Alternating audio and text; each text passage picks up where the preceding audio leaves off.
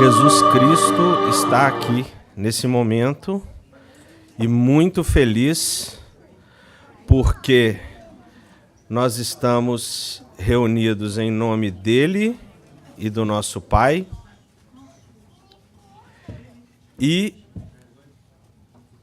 a primeira curiosidade que a gente pode destacar aqui é que temos poucos de nós das famílias biológicas e todos nós reunidos através do elo espiritual da família universal de Deus. E por essa razão, não há outro lugar melhor para Jesus estar do que aqui. Eu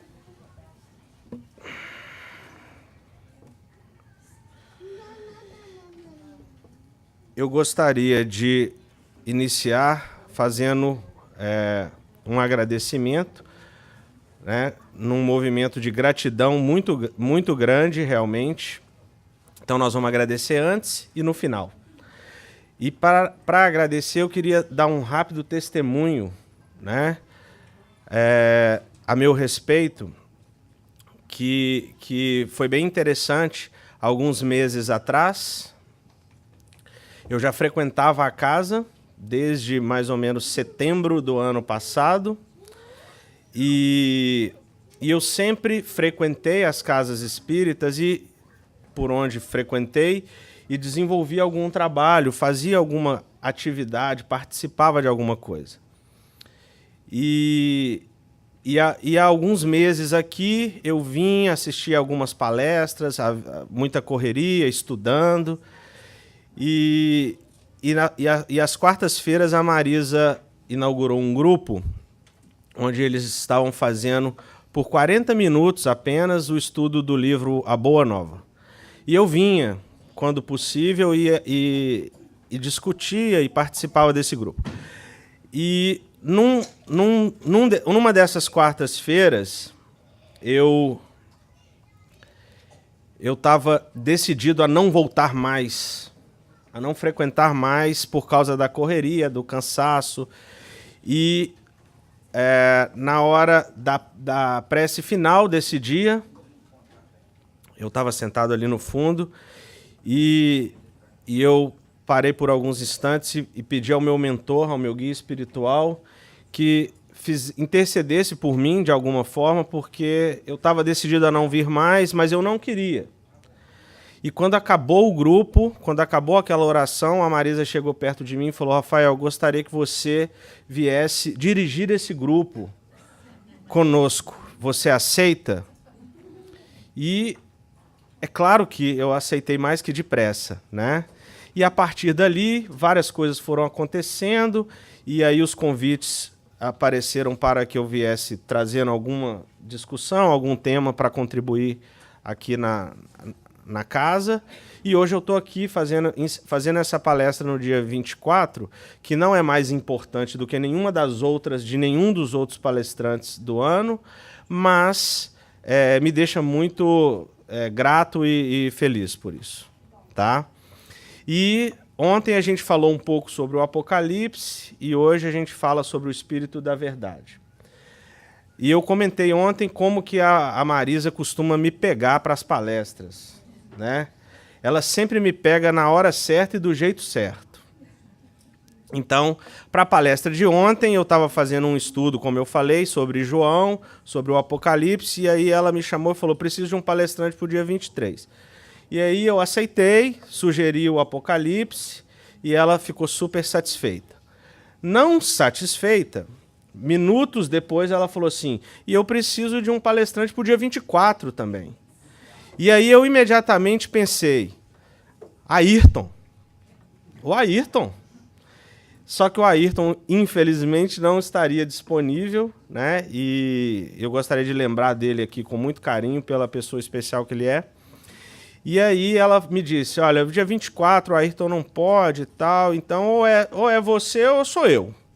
Aí eu falei: vou te liberar dessa então, viu, Marisa? Deixa que eu vou falar Vamos escolher um tema e eu vou fazer a palestra assim, tá? Então, o Espírito da Verdade. E a primeira coisa para a gente falar de verdade é definir verdade, né? E algumas definições podem ser encontradas com diferentes aplicações no dicionário, mas a que nos interessa aqui hoje é a seguinte: exatidão que está em conformidade com os fatos e ou com a realidade. Sinceridade, pureza de sentimentos, comportou-se com verdade. Esse principalmente, né? E o início disso tudo, como nós já sabemos, né, da misericórdia e do amor de Deus por nós, que é perfeito, o início disso tudo se deu, né, por volta do ano de 1855, né? Então, naquela época, na França, né, o Espiritismo estava prestes a nascer. Então eu vou fazer um rápido apanhado sobre esse início da vida de Allan Kardec, só para que a gente entenda e que a gente lembre, né, da força do amor de Deus por nós e de como a espiritualidade está sempre disposta a nos apoiar nas ações que nós estivermos dispostos a fazer dentro do bem, né? Porque se você olha a história no início, os fenômenos espíritas já ocorriam em alguns lugares e não foi Allan Kardec que iniciou essas conversações, essas interações com os espíritos. Mas, a partir do momento que ele teve essa experiência e essa oportunidade, ele mudou completamente a história, né? Para todos nós, a história do Evangelho na Terra, né? E a apresentação do Consolador prometido que Jesus, há 2000 anos, havia mencionado. Então, as mesas já giravam lá pela França, e Allan Kardec era um professor, era um escritor, era uma pessoa extremamente cartesiana, racional, né? Que não se dava a acreditar a qualquer coisa de qualquer forma. As coisas tinham para ele que ter explicação, né? Então, no livro Obras Póstumas, na página 150, nós podemos ver que quando ele é convidado pela primeira vez, né, para participar de uma reunião onde as mesas giravam e respondiam perguntas, né, a primeira coisa que ele responde é mais ou menos assim: eu ouvi falar, né, mas como se explica isso, né? Eu só acreditarei quando vir e quando me provarem que uma mesa tem cérebro para pensar, nervos para sentir e que possa tornar-se sonâmbula. Até lá, permita que eu não veja, no caso, mais do que um conto para nos fazer dormir em pé. Allan Kardec teve essa primeira reação quando foi convidado para participar de uma sessão com as mesas girantes. Então, o perfil de Allan Kardec era esse, né? Era um professor muito inteligente, era um pensador, escritor, era um cientista e, naturalmente, um investigador. Tudo aquilo que ele desejava saber mais profundamente, ele ia atrás e buscava novas informações e novos fatos a respeito. Ou seja, todas essas características estão diretamente ligadas à razão, racionalidade. E aí, então, em maio de 1855, né, ele tem esse primeiro contato com os fenômenos. E ele, naturalmente, fica surpreso, fica intrigado com aquilo, né? E ele logo pensa que uma nova lei, ou física, ou natural, estaria se apresentando ali. Então, o pensamento dele, dentro dessa linha científica, instantaneamente foi esse: tem alguma coisa nisso e eu preciso me aprofundar, estudar mais a respeito. Graças a Deus, né? Graças a Deus. Novamente, utilizando a razão e formulando um raciocínio em cima daquilo, né? Ele vai para as próximas reuniões carregado de perguntas, carregado de curiosidades para se apresentarem aquelas mesas que respondiam às perguntas das pessoas, que geralmente eram perguntas superficiais, ligadas às questões materiais, ligadas a adivinhações, ao futuro, às questões que importavam pessoalmente aquelas pessoas que participavam da reunião.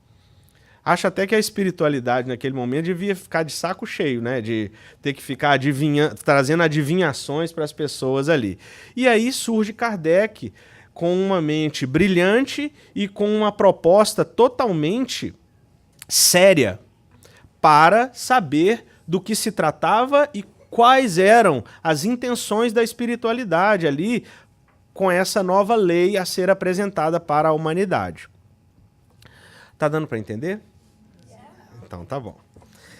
O mais interessante é que a família Bodin, que era uma das famílias onde essas reuniões lá em Paris aconteciam,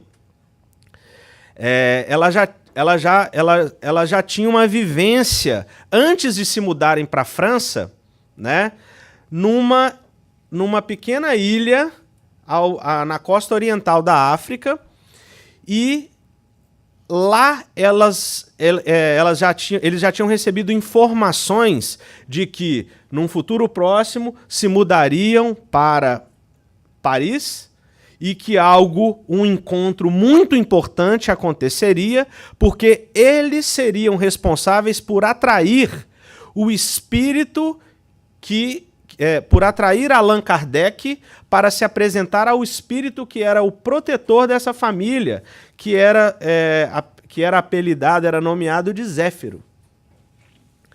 Então essa família, antes de se mudar para a França, já havia sido informada por Zéfiro, que era o espírito protetor da família, de que eles se mudariam para Paris e que lá ele poderia novamente se encontrar com um grande antepassado de outras encarnações que viveu junto dele na Gália em 58 a.C. e que tinha sido um druida como ele. Nada mais, nada menos que Allan Kardec. Então, essa conexão é feita, né? E os primeiros diálogos, quando Kardec faz as perguntas para as mesas, Zéfiro responde e já se apresenta dizendo a ele que eles tinham vivido juntos numa encarnação passada e que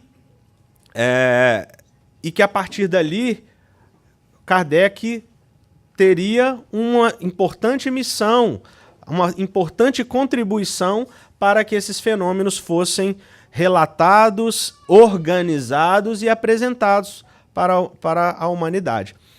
E tem uma outra coisa interessante, que Zéfiro era muito brincalhão, né?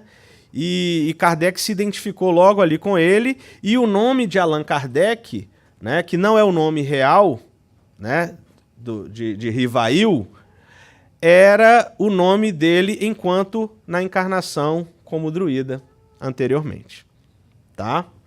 Dessa forma, nasce o Consolador Prometido. O Espiritismo, então, começa a ser organizado e a ser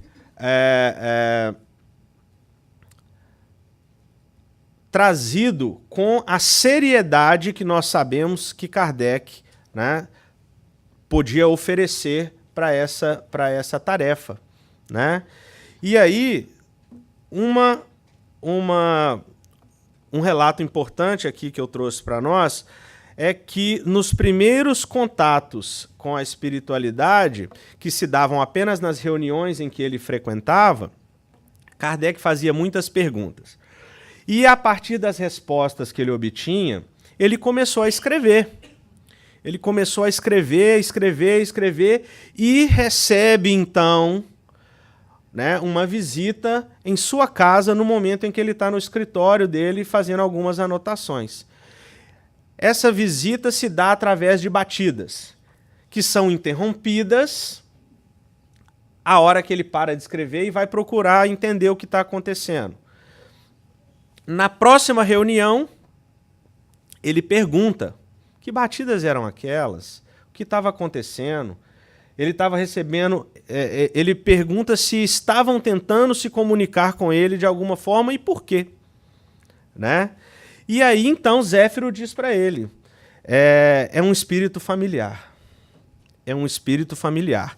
E aí, ele pergunta, né, para Zéfiro quem era, do que se tratava, e Zéfiro diz para ele, pode perguntar, ele está aqui agora. Ele está aqui nesse momento. E aí eu fico imaginando qual era o nível de vibração e de importância daqueles acontecimentos para a espiritualidade desse quilate estar ali toda envolvida naqueles fenômenos. Não era uma coisa à toa, não era uma coisa para ser levada como brincadeira, né? Então, ele pergunta, no mundo dos espíritos haverá algum que seja para mim um bom gênio? Será o espírito de algum parente ou de algum amigo? Nenhuma coisa, nem outra. Quem ele foi na terra? Um homem justo de muita sabedoria. Isso é Zéfiro falando para ele. Que devo fazer para ganhar a benevolência dele? Todo o bem possível. Terei algum meio de invocá-lo? E qual esse meio? Ter fé viva e chamá-lo fervorosamente. Todas essas respostas são coisas que nós todos podemos fazer, gente. Ter fé, invocá-lo intensamente, invocar intensamente pela espiritualidade amiga, né? E fazer todo o bem possível. O grande problema é que nós ainda estamos, né, um pouco distantes dessa pureza e dessa dedicação aos ensinamentos e ao Evangelho do Cristo, né? Mas a gente vai chegar lá. A gente vai chegar lá. E aí, então, continuando, né? Quando Kardec chega nessa reunião seguinte, após essas batidas, ele relata o que aconteceu. E aí ele diz, sem dúvida, ouviste o relato que acabo de fazer. Poderia me dizer qual a causa daquelas pancadas que se fizeram ouvir com tanta persistência? A resposta foi, era o teu espírito familiar. Podereis me dizer quem é ele? Pode lhe perguntar diretamente, pois ele está aqui. E essa é uma conversa longa, tá, gente? No livro Obras Póstumas, a gente pode ver toda essa primeira conversa, e é muito interessante, porque eles tratam de outros assuntos, né? Então, Kardec, além de se preocupar em tentar saber quem era, ele recebe respostas do tipo, olha, você está escrevendo aquilo lá, mas não estou gostando, não. Opa! Não estou gostando da forma como você está escrevendo. Por isso que eu estava batendo. Ele parava de escrever, ele parava de bater, né? E por aí vai. Então eu peguei só esse trecho para a gente entender que ele queria realmente tentar saber quem era. E ele pergunta, meu espírito familiar, quem quer que seja, agradeço-te por ter vindo me visitar. Consentirá em me dizer quem tu és? Para ti, a resposta, eu me chamarei a verdade. E todos os meses aqui, durante 1/4 de hora, estarei à tua disposição. Olha que moral. Olha o privilégio, né? Então o Espírito da Verdade ali se apresenta, né? E se denomina a verdade apenas, não importando mais o que qualquer um quisesse pensar, ou que nome, ou quem quer que ele tenha sido, né? E Kardec faz a última pergunta, né? Pensando que ia dá aquele checkmate no Espírito da Verdade. Terá animado na Terra algum personagem conhecido? E aí, a resposta: já te disse, para ti sou a verdade. Isto, para ti, quer dizer discrição. Seja discreto, fique tranquilo, não se preocupe com quem eu fui. Nada mais saberá a respeito, né? Então, esse primeiro encontro se dá, Kardec continua aprofundando nos seus estudos e nas suas perguntas, fazendo as perguntas que ele vai colocar no Livro dos Espíritos, né? Mais tarde, os estudos com as pessoas que participavam do Livro dos Médiuns e por aí vai.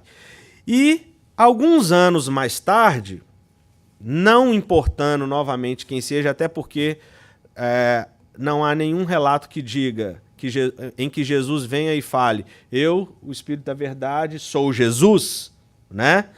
Numa publicação da Revista Espírita de 1864, na página 533, quem quiser depois procurar, a gente encontra na internet, vem uma mensagem. E a mensagem diz o seguinte: acaba de aparecer um novo livro.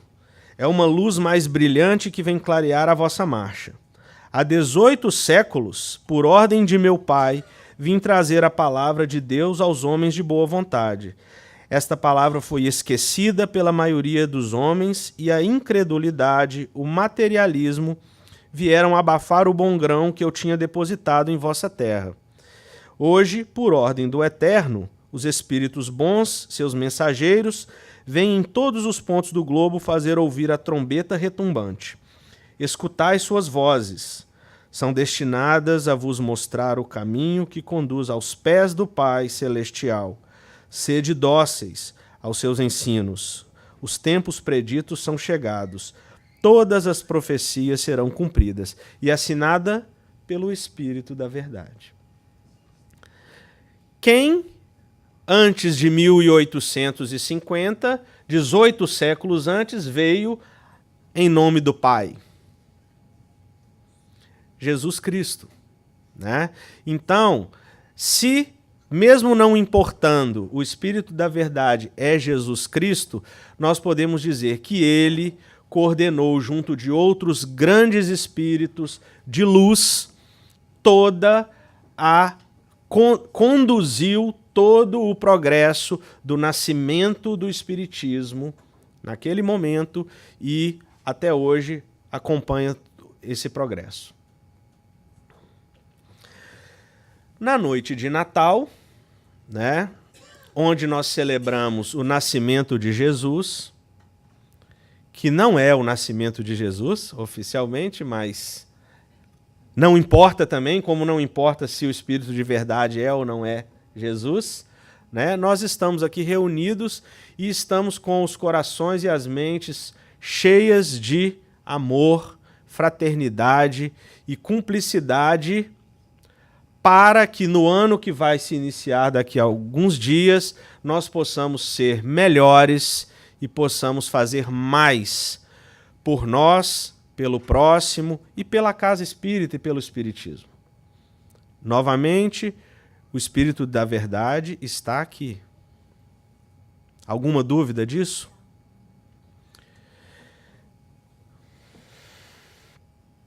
Natal é igual a Jesus, que é igual ao Espírito da Verdade. Vamos assumir isso aqui hoje, tá? Vamos considerar isso aqui hoje. Então, para fechar, como depois de várias receitas deliciosas aqui, eu trouxe algumas receitas para o Natal de todos nós, tá?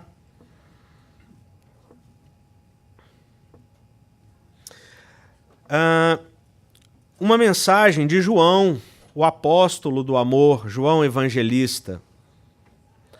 Não perder tempo no tempo que nos é concedido por graça do Criador. Isso está no livro Francisco de Assis, tá? Não perder tempo no tempo que nos é concedido por graça do Criador, e amar a quem ofendemos, amar aos que julgam ser nossos inimigos, amar os sofredores, os encarcerados, os famintos, os nus de todas as espécies. Amar sem condições e sem pretender dividendos. O amor é, por excelência, a força única de toda a criação que Deus usa para nos manter nos esplendores da vida. No livro, João menciona essas palavras a um grupo de espíritos que era uma pleiade de espíritos maldosos que aterrorizavam a região da Itália e que ele veio pessoalmente para resgatar e que vem agradecer a ele quando ele os conduz aos planos superiores e à luz. Então, o que ele está dizendo é, não venham me agradecer, nós estamos fazendo o que Jesus ensinou e é isso que interessa. Em Mateus, eu gosto sempre de trazer uma passagem da Escritura. Em Mateus, capítulo 7, versículos 7 e 8, nós temos, e não se esqueçam jamais. Muitas vezes a gente esquece disso, né? Pedi e vos será concedido. Buscai e encontrareis. Batei e a porta será aberta para vós. Pois todo o que pede, recebe. O que busca, encontra. E a quem bate, se lhe abrirá. Vamos lembrar disso e tentar colocar em prática, principalmente naqueles momentos em que a gente se encontra angustiado, desesperado, achando que não tem saída para aquele problema. Pedir e será escutado. Conforme o seu merecimento, lhe será dado. Mas nós precisamos merecer também. E por fim, mais uma receita.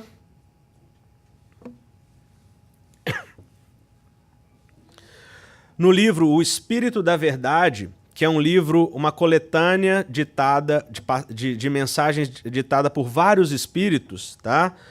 Uma das mensagens que eu selecionei aqui é de André Luiz.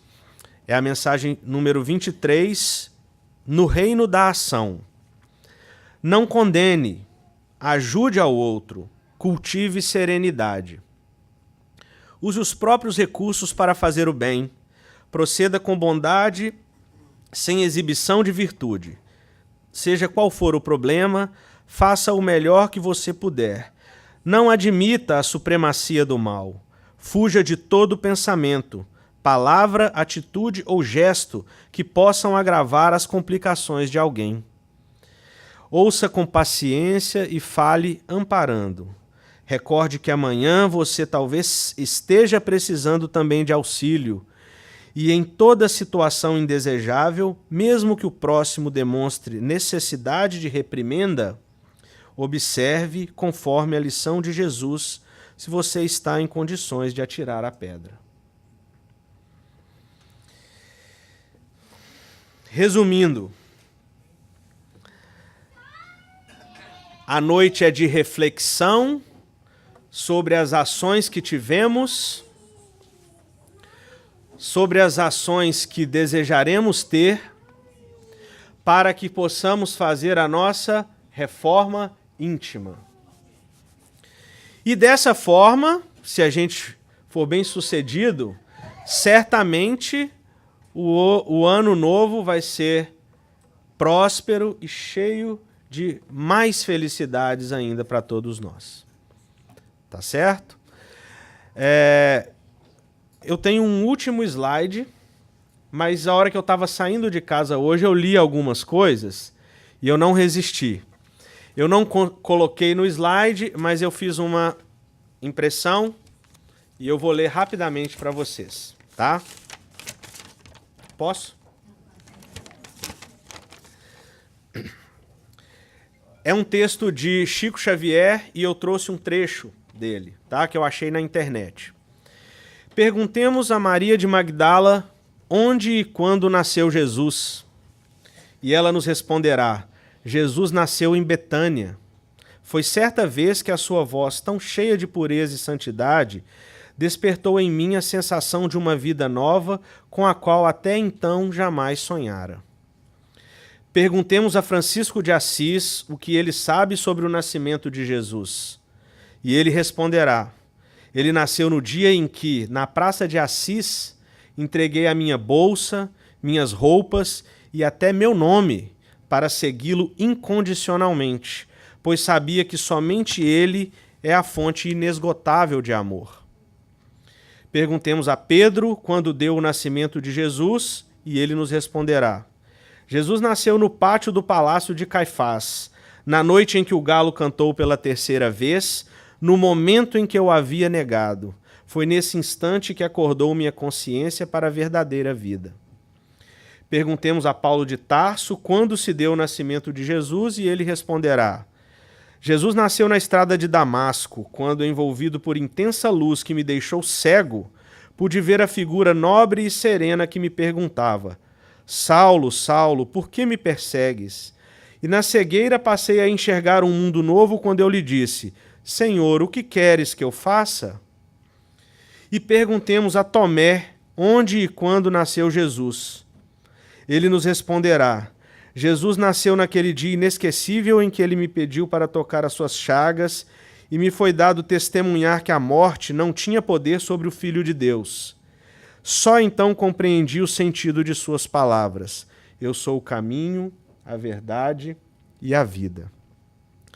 E para nós, quando Jesus nasceu? O último slide. Luz, por favor. Era para ser um vídeo, eu não sei se ele vai tocar.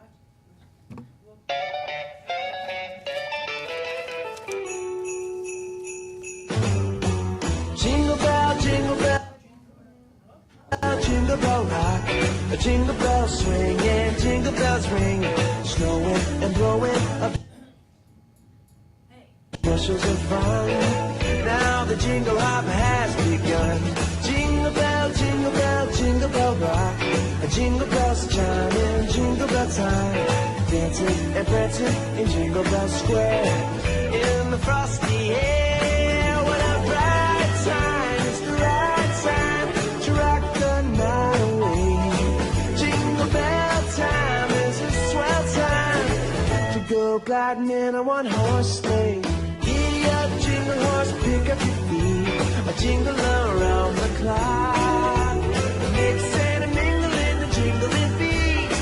That's the Jingle Bell Rock.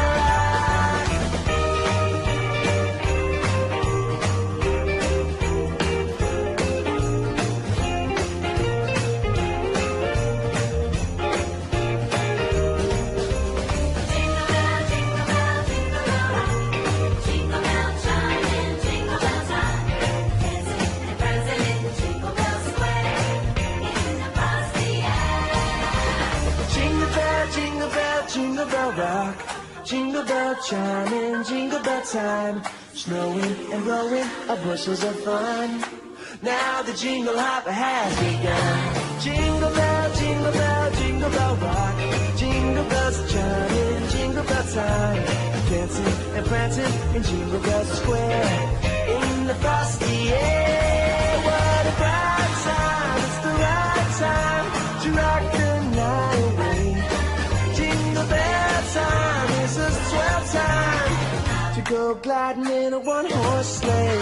Giddy up, jingle horse, pick up your feet. Jingle around the clock. A mix and mingle in the jingling beat. That's the jingle bell, that's the jingle bell, that's the Jingle Bell Rock. Jingle bell, jingle bell, jingle bell rock. Jingle bell, jingle bell, jingle bell.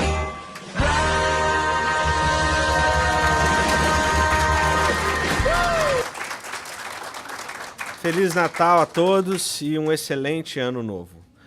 Para os americanos, Merry Christmas and a Happy New Year. Ok?